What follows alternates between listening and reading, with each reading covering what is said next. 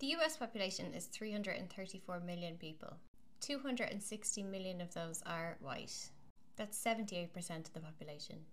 Before colonization, there was an estimated 15 million Native Americans on Turtle Island. That figure is now 7 million. 400,000 people were forcibly brought to America during the transatlantic slave trade. Their descendants now number over 48 million. Firstly, the Americans, the real Americans, the Native Americans, were genocide at the same scale as the Irish were during the famine. Same scale, half the population gone, 15 down to 7. In Ireland it was 8 down to 4. White people, settlers, colonizers became the dominant population in America. Native people were nearly eradicated, confined to reservations, reduced and isolated, and forced into very strange boarding schools that required their own video. The white people who left Britain to go to America were not okay, and the things that they did to the people that they found there were not okay. The majority of these white settlers arrived between the 17th and the 20th century. This was not a population surge, but a strategically backed intentional settler colonial project encouraged by private capital. The US government offered not only citizenship but land to European settlers that went out there. White population growth outpaces these other groups, not just because white people had more babies, but because they had higher survival rates, still do, higher access to healthcare, education, money off the land, while enforced segregation made sure that the same quality of life could not be afforded to black or brown people or natives. What happened to the Native Americans meets the UN Convention on Genocide standards. Settler colonialism doesn't rely on just killing everybody. It's replacement theory. The settler state depends on the ongoing reproduction of the settler class, and the white, nuclear, perfect little American family with their picket fence is a core mechanism of American government state power maintenance. This video is addressed at liberal white American women who read about social justice, donate to causes, march for Palestine, but you still imagine that having children is just a personal decision. That's private between you and your partner. To reproduce whiteness in this country is to participate in genocide. You are repeating it, not through violence, but through inheritance. You cannot separate your fertility from the system that holds it. Refusal is the first ethical act. Refuse to reproduce the settler fantasy. Refuse to keep passing the same power forward. You have to stop pretending that your family is neutral. You have to stop pretending that your child is just your child. In this system, your child is a carrier of settler legacy, a beneficiary of violence, unless you choose to make them something else. That choice sits with you, and it's do or die. Stop pretending that white America is normal, or that this life is innocent. The population structure of the United States today is built atop destroyed nations, stolen children, sterilized women, and a legal system designed to protect the white family, to continue unconsidered, unexamined reproduction in that system is not passive. You are actively participating in colonialism. Reproductive refusal is a form of ethical resistance to late-stage capitalism. But this is not a call to antinatalism. It is a call to break the cycle of reproduction as erasure. Many settler descendants seek spiritual meaning, whether through God or otherwise, without acknowledging or confronting the material structures that you live inside. Without truth, reflection, repentance, restitution, your spiritual claims are empty. Continuing in 2025 to just do the suburban thing while ignoring genocide is not morally neutral. You're participating in systemic violence. This is not a blanket condemnation to motherhood or a denial of your worthiness to real human love and care. I am asking you to confront the reality that white liberalism is decoration for the most oppressive system the world has ever seen. And it is white liberal women who... Hi guys, I hope you're fine where you are, and if you ain't fine, please be fine where you are. You know, in 2021, a census was done. A census is when you count the human population. Now this census was carried out in America, or it is a study, right? So the study said that 60% of the American population, 60, is white people, right? 13%, approximately 13% is the Hispanics, the Latinas, the Mexicans, you know, those kind of people. Black people are taking 13% of the American population. And now the Asians, which is now the Indians, the Chinese, the Japanese, the Koreans, the Vietnamese, you know, all those Asians, including the Philippines. These Asians would take 6%. This is an approximate value, right? Even 60% for the white Americans, is an approximation. So we can give or take a very small errors. So another study came out and it says that white people are afraid that they're going extinct. They're afraid that their population is really declining and they are now getting worried, right? But I'm trying to think, this study says they are 60%. What makes them feel that they are going extinct and they are worried, while they are the ones who are topping the population in terms of numbers, right? I'm telling you, the reason is strange. The reason why they think so is a very, very astonishing answer, right? So I want us to dive into this specific video for today. Let's listen to their reasons. I shall get back by the end of the vid, of course, where we shall also have a deep critical analysis. You ever wonder why less than 15% of the world's population feels the need to control 100% of the narrative? Because when you're a genetic outlier, born from a recessive mutation with a ticking clock on your DNA, you have to lie to survive. Let's get into it. Modern Europeans carry between 2 to 4% Neanderthal DNA. That's not a conspiracy theory. That's confirmed by peer-reviewed journals like Nature, Science Advances, and Cell. The Neanderthals were not some mystical master race. They were cold-adapted hominins who lived in caves, scavenged for food, and operated in small, isolated groups. They weren't the future. They were a failed branch of the human tree. And those Neanderthal traits still show up in their descendants. Lower sociability, higher aggression, light skin and light eyes, red or straight hair, high pain tolerance, shorter limb ratios, and a disconnection from nature's rhythms. They weren't creators. They weren't builders. They were survivors of harsh, sun-starved environments until they weren't. They died out, not because they were killed off, but because their own epigenetic behavior, their limited fertility, isolationist tendencies, and lack of social cohesion couldn't sustain their species. Their extinction is a warning, not a blueprint. So how did they live on? Through interbreeding with Homo sapiens. And that's where modern Europeans come in. The Neanderthal ghost genome lives inside them today. And ironically, that same genetic signature they carry is the very thing they now weaponize to claim superiority. But here's where it gets deeper. Even some East Africans, like Ethiopians, show slightly elevated Neanderthal DNA. Not because they interbred directly with Neanderthals, but because of Eurasian backflow. Invaders from the north came back down into Africa, carrying their DNA, trauma, and mutations with them. And even then, their percentage is far lower than what you see in white Europeans. Sub-Saharan Africans, Indigenous Americans, and Melanesians, their levels of Neanderthal DNA are negligible to non-existent because the most melanated peoples of Earth didn't need to survive the ice by digging holes. They were already thriving in cosmic alignment with Earth, Sun, and Spirit.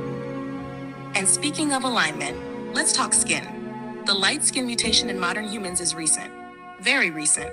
Studies from University College London show that the SLC24A5 and SLC45A2 gene variants responsible for pale skin didn't even exist until about 6,000 years ago. Before that, even in Europe, the original populations had dark skin, dark eyes, and curly hair.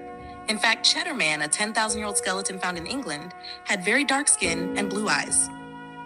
Let that sink in. Whiteness did not exist when the first civilizations were rising, which means the founders of Kemet, not white. The builders of Sumer, not white. The mound builders of Cahokia, not white. The creators of the Indus Valley, China's Shang Dynasty, Olmecs, Inca, and Maya, not white. So when people ask, what did white people build? The answer is simple. They didn't build. They inherited. And when they realized that their numbers were small and their genes recessive, they panicked. Enter eugenics. Let's name names. Francis Galton, the father of eugenics, cousin to Darwin. Charles Davenport, eugenicist who pushed racial hygiene policies in the US. Harry Laughlin, architect of sterilization laws. Ernst Rudin, Nazi eugenics leader supported by American funding. The Rockefeller Foundation and Carnegie Institution, they funded the research, the labs, the policies. They all pushed the lie that white was not only right, but endangered. So they legislated it, sterilized non-white women, separated babies from their parents, and drew bloodlines to try and purify the impure. Why? Because they saw what was coming. You can't keep a mutation alive when the earth is healing. When the sun returns to its cycle, when people of color reconnect with their power, when rhythm, not reason, guides the future. And now they're saying everyone has melanin. Cute. But next time, let's break that down. Because not all melanin is created equal. There's a reason they study eumelanin, neuromelanin, and pheomelanin separately. There's a reason they mine melanin from fetal tissue in animals. There's a reason they patent it, and there's a reason why, despite all their technology, they can't synthesize the real thing. So no, this isn't just science, it's spiritual warfare through biology. And day 7, we're gonna talk about why they fear the sun and what it means for the reducing population growth. That's this big benefit. The key thing you can do to reduce population growth is actually improve health. In the developed countries, the big winners are countries that have shrinking populations. I would like to reduce the number of people on the planet because there's too many of us. When we invest in clean energy and electric vehicles and reduce population, more of our children can breathe clean air and drink clean water. With too many people. We have global warming because too many people are using too much stuff. Now, the world today has 6.8 billion people. That's headed up to about 9 billion.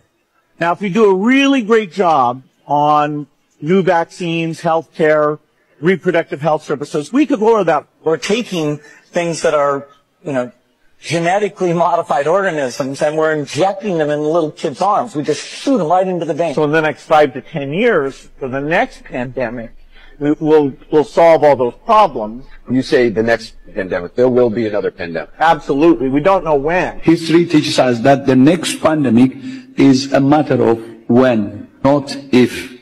We know what's next. We're going to have another major coronavirus pandemic before the end of this decade, before 2030. If we really want to prevent the next pandemic, and there will be one, there will absolutely be an outbreak of another pandemic. It may be next year. We need more money to plan for the second pandemic. There's going to be another pandemic. We have to think ahead. We definitively will have to face other surprises, black swans, as they are called, maybe different kinds of viruses. But also there will be a surprise outbreak. Most of the work we're going to do to be ready for pandemic 2. We're undergoing a soft coup, and the idea is to create a whole new set of laws and ignore the existing human rights laws and other laws under the pretext of pandemic preparedness and the biosecurity agenda. The WHO is developing through all its nations, but with the WHO Directorate in the United States in charge, a pandemic treaty and amendments to the existing international health regulations that will remove the human rights protections currently embedded in the IHRs, will enforce surveillance, censorship, get rid of freedom of speech, require governments to censor and only push a single narrative. Also, we will be subject, if they can make this work, to vaccines developed in 100 days. We are on the brink, if not even at the start, of another global health crisis. And as a medical doctor by training, I'm appalled by the disinformation that threatens global progress on everything. Okay, I'm gonna call on my fellow white people, especially like white USians and people raised in the white woman box, because that's primarily what we're talking about here. But anybody, I need to know. This says, what do you mean by white communities fall apart so often? I want to hear your stories. Stitch this or comment on If you were in a community of primarily white people that imploded, I want to hear it. Big, small, online, offline, could be anything from abuse from someone at the top to everybody disagreeing on what kind of yarn was best for a project. If you've been in a primarily white space that has imploded and gotten super dramatic, I want to hear about it. I think white people think that other people want to be them. I think they think other people want to be white. They actually think that people are looking at them ordering Charlie Kirk's at Starbucks in a show of solidarity and thinking, God, I wish that was fucking me. They think people want to be like them. Bro, nobody wants to be like white people. What? Bro, what are you talking about, man? In every lifetime, if I ever got reincarnated, I would choose to be black. This video is so funny because it is true. Like, white people think that they are the norm, the status quo, and that they are the blueprint for things, and everything outside of the scope of being white is not normal. I can speak boldly for the majority of black people on earth, that I will say 99.999% of black people. In every lifetime, if I ever got reincarnated, I would choose to be black.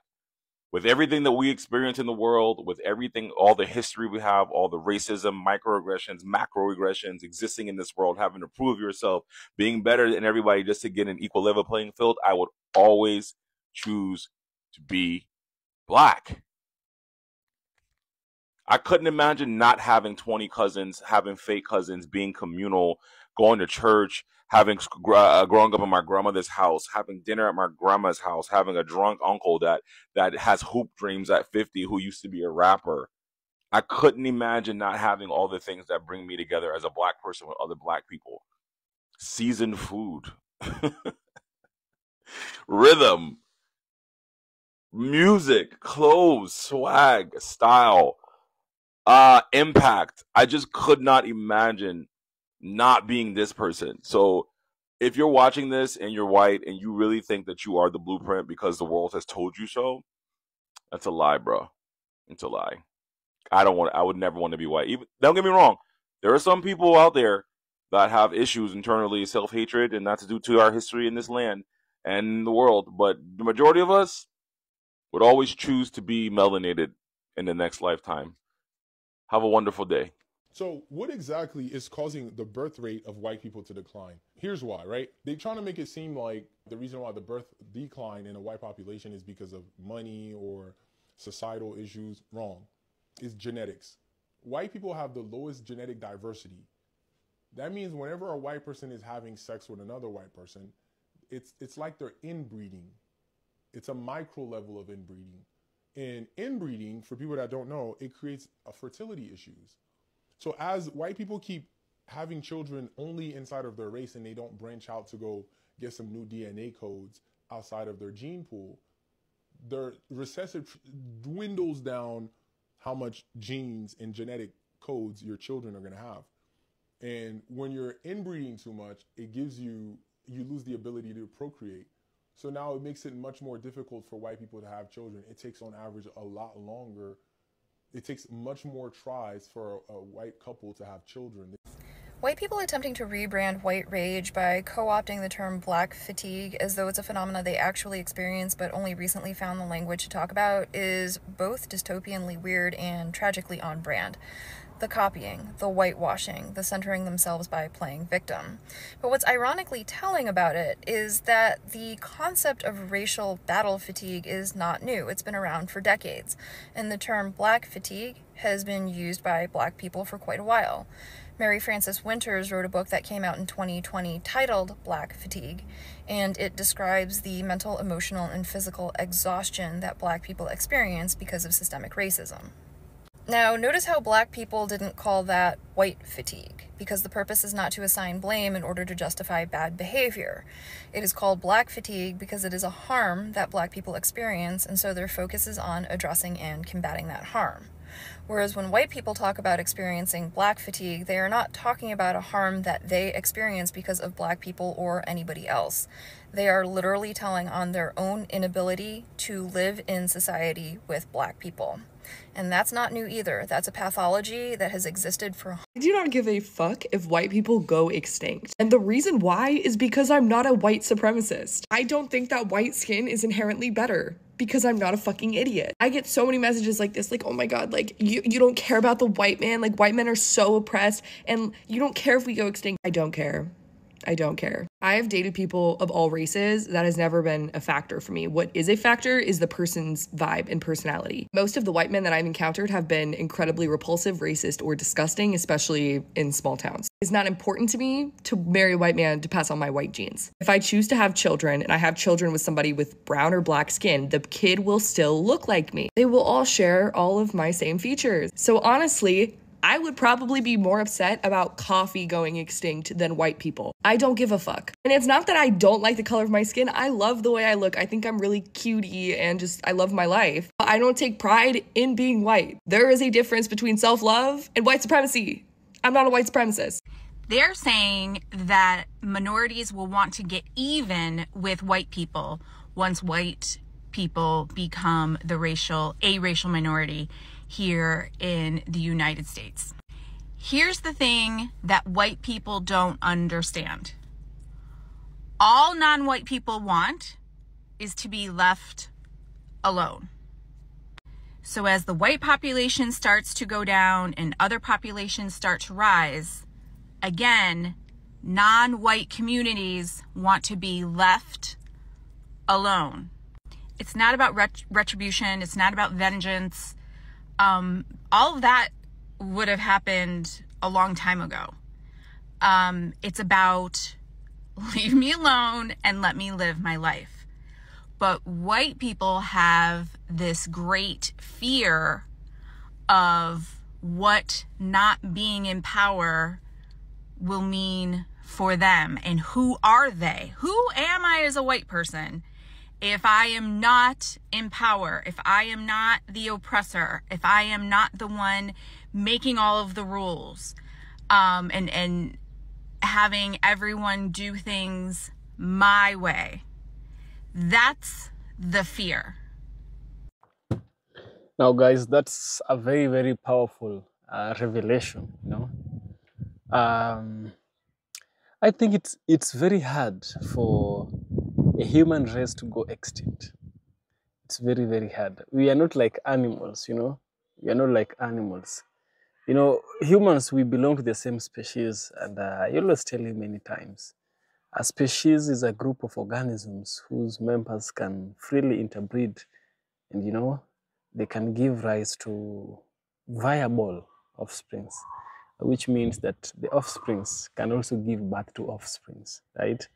If we didn't belong to species in the same one, we wouldn't be able to have mixed race or multiracial children. People like Obama would never exist if we had this sort of problem, you know.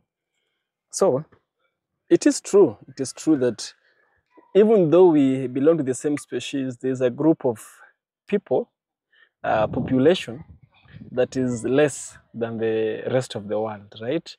And one thing we need to understand is that if we look at the world's topography, if we look at the geography of the world, you find that there are some areas which experience extreme cold. And also there is areas which are tropical, which brings a balance between cold and warmness. So it's tropical. Areas around the equator, you know. And then we have areas that are extremely, extremely hot. So on top of the Earth, the northern hemisphere, very cold. The southern hemisphere, very cold. They're very cold because they do not experience direct sunlight. And so their body, the body of people who live there, had to adjust to that kind of environment, the environment where you need to preserve the highest amount of energy possible.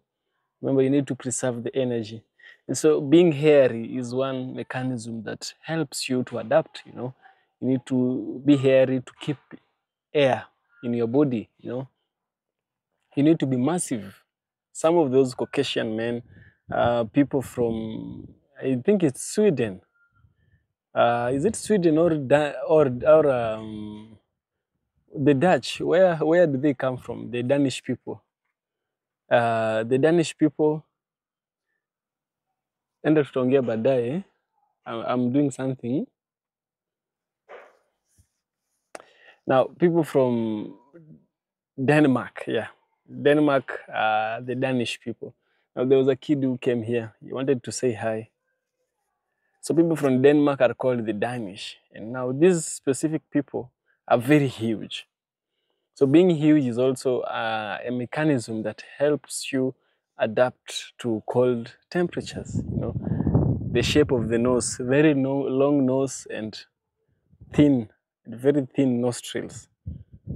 Thin like this, thin and straight.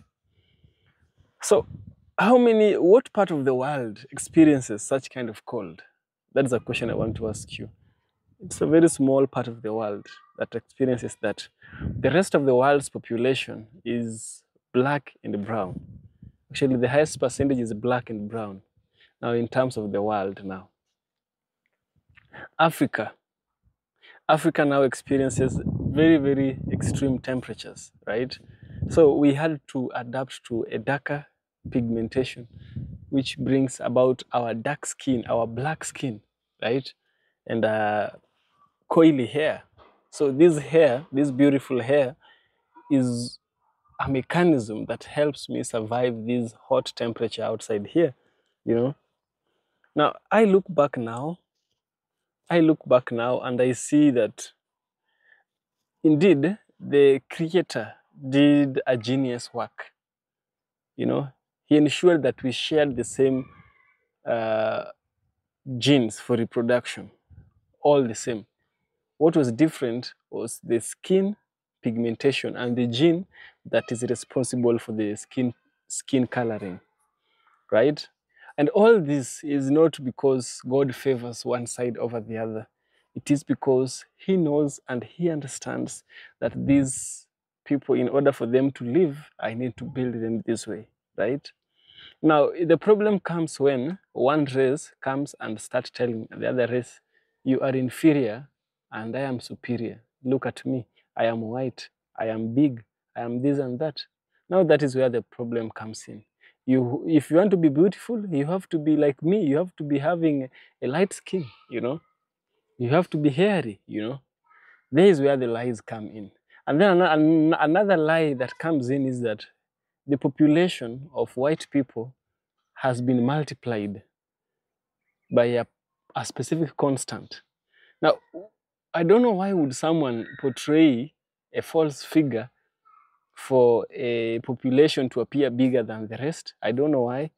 I think it might be rooted on a fear agenda. Someone might be fearful of something, and so in order to protect themselves from an imminent danger in their mind, they need to falsify the figures. Yeah.